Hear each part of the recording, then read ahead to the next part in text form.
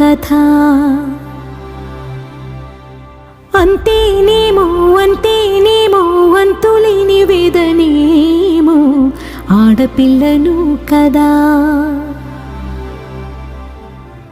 మళ్ళీ తిరిగి అడుగేసేది వచ్చిపోయే చుట్టూలానే. నేను పుట్టి పెరిగిన ఊరికి ఇంకా పైన పొరుగురిదాన్ని. కట్టదాటి గంగ నేడు కంట పొంగెనే.